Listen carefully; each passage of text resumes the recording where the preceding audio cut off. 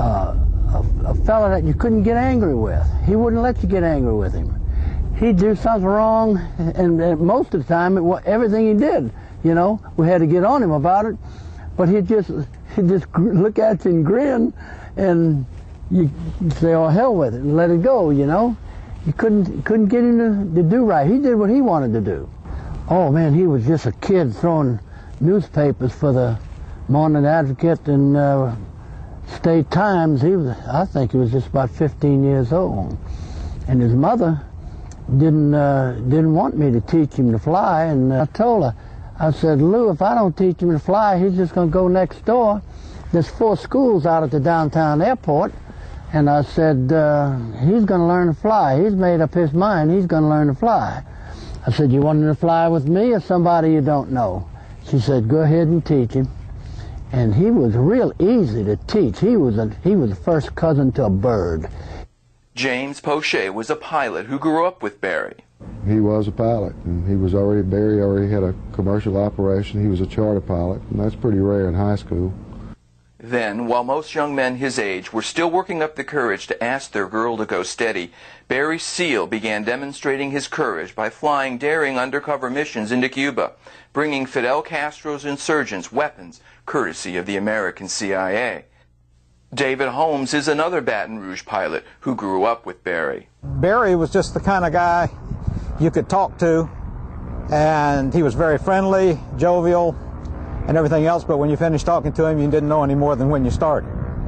Yeah, Barry had a lot of secret lives. He loved that James Bond shit, you know.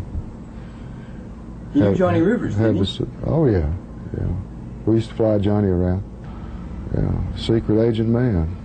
Was that song about Barry? I often wonder. When did the rumors about his flying P-51s start? Well, that was all around that Cuban time down there when people were, you know, being ferried out of there, and I heard rumors to that effect, you know, that Barry was down there flying, and he disappeared during those periods of time. The anti-Castro revolution touched Louisiana, and especially its small pilot fraternity, in ways the rest of the country knew nothing about. There was a lot of guys back then who were supposed to be flying to South America that you heard about. That, hey, the Gulf Coast was wide open then. Anything could have happened. United Fruit was real big in Central America, and they were running clandestine planes. And it was a brand new twin-engine airplane, an Apache, and the man said he wanted to rent the airplane to make a swing around the country, the southwestern part of the country, to buy airplanes. And what he did, he went on down into Cuba with that airplane, landed on the highway, and was flying people out for so much money, and got shot down, and Reggie lost his airplane on account of the war clause. The insurance company wouldn't pay it. I had no idea how big it was till I hit down in Miami and met a few Cubans and realized there's some crazy things going on. There was a time in history. But for those who flew at the Bay of Pigs, and those who knew them, 40 years later there is still a reluctance to talk. What's funny is he used to sit around and read these Soldier Fortune magazines, and one day we might go to Cuba and this and that. He mentioned it, and Barry was all into that. He liked that arms smuggling and clandestine life type stuff. And back at that age, man, you want a P-51 and a Thunderbird to drive in and pick up pretty girls, you know. And yeah, he fantasized about it. I don't know if it happened or not. But we ended up with the Thunderbird, didn't we? Yeah. Yeah. Several of them. For over 40 years, the story of how Barry Seal was recruited into the CIA, into America's clandestine services, has been a well-kept secret. No longer. This is a picture of 16-year-old Seal preparing to step onto a U.S. Air Force plane, bound for a 2-week summer camp of the Louisiana Civil Air Patrol at Barksdale Air Force Base. There he will meet fellow cadet Lee Harvey Oswald, and there both will fall into the orbit of the freakish David Ferrie, best remembered by his portrayal by actor Joe Pesci in Oliver Stone's film JFK. There was another Civil Air Patrol unit at Lakefront Airport in New Orleans, and that was a decidedly different Civil Air Patrol unit. The leader of the New Orleans Lakefront Airport Civil Air Patrol Unit was a guy named David Ferry. David Ferry was a professional airline pilot with Eastern Air, flew for Eastern. One Friday night, Barry called my brother. Now, they were teenagers at the time. They were both in high school, and Barry asked my brother John, said, "Do you want to fly over to Lacombe with me in the morning?" And they left out that morning at 5:30 or 6 o'clock, and got to Lacombe probably 30 minutes later. When they landed on the tarmac, my brother saw some interesting things. One was that there were two groups of people out there assembled. One was the Civil Air Patrol Unit from Lakefront, and again, this 50 or 60 boys, and they were in formation. The other group was what appeared to be, my brother doesn't speak Spanish, but he understood that they were Spanish-speaking men. They were wearing military fatigues, combat boots, and the distinctive green fatigue cap that soldiers wear. He said there was a very strange-looking man sitting in a director's chair. It was a black folding director's chair, and the man had a .45 caliber pistol strapped to his side in a leather holster. And what was so strange about him was that he appeared to be wearing a complete wig, in addition to having strange-looking eyebrows, and he had obviously no body hair. Because my brother didn't know this at the time, but it was David Ferry, and David Ferry had a rare skin disorder, and he had no hair on his body. Periodically, Barry would point to the crates, and sometimes David Ferry would point to the crates. And after about 10 minutes of conversation, Barry came back over to my brother. He says, "John, how'd you like to make about $400 a week?" And to put this in perspective, my dad made about $400 a month, and he was asking my brother if he wanted to make $400 a week. And my brother said, "Well, what, doing what?"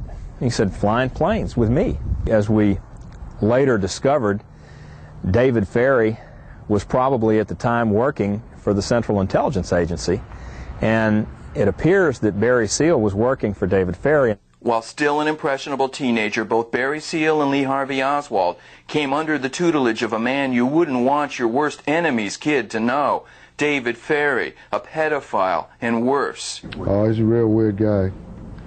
Wore a wig, looked like somebody's carpet that he took off the floor and put on his head. It was real strange. He was a real strange guy. Every now and then it would fall off. He'd be talking to you and it would slip, and he was bald-headed. He lived in the quarters, and he held weddings at his house, and just weird things. He'd marry street people, and there was parties, and he was just one of them guys. Something strange went on in the Louisiana Civil Air Patrol of the middle 1950s. Something which will lead us onward like a trail of breadcrumbs through the signal events of America's secret history in the second half of the 20th century. First time you ever heard his name was during one of these joint maneuvers with the New Orleans Civil Air Patrol Unit. And the guy was a very popular member of the Civil Air Patrol. His name was Lee. And my brother heard the man's name for the second time in his life. In November 1963, November 22nd to be exact, when it was announced on the TV news that President Kennedy had been assassinated, and that the person that they had taken in custody and charged with the murder was Lee Harvey Oswald, the same man my brother had known as a member of the Civil Air Patrol Unit in New Orleans. It's obvious that David Ferry, as commander of that Civil Air Patrol Unit in New Orleans, was the commander for Lee Harvey Oswald. Probably at the time that these Cuban soldiers were being trained in Lacombe. And it doesn't take a mental giant to put the rest of it together. You just have to figure, well, if Oswald was under Ferry in the Civil Air Patrol, now here's Oswald being inculpated in connection with the assassination of the President of the United States a few years later. Some very strange things were happening in the New Orleans and Baton Rouge areas back then. The House Select Committee on Assassinations tried to find Oswald and David Ferry's records in the Civil Air Patrol files, but in the first in a sordid series of lost and stolen documents that have kept America's secret history hidden from the American people, they discovered that most of the records of the squadron had been stolen. One record, which escaped being stolen, however, reveals that Oswald joined the Civil Air Patrol on July 27, 1955, while at summer camp with Dave Ferry and Barry Seal. Here we recall how for 40 years Warren Commission apologists have tried to tell us that Oswald and Ferry didn't even know each other. But we didn't have to look any further than the New Orleans Public Library to meet someone who knew different. Colin Hamer was a fellow Civil Air Patrol cadet with Lee Harvey Oswald in David Ferry's squadron. Lee Harvey Oswald was in my Civil Air Patrol unit from the summer, sometime in the summer of 1955. I was in recruit class with him. As it turns out, the feds were interested in David Ferry and Barry Seal long before the Kennedy assassination.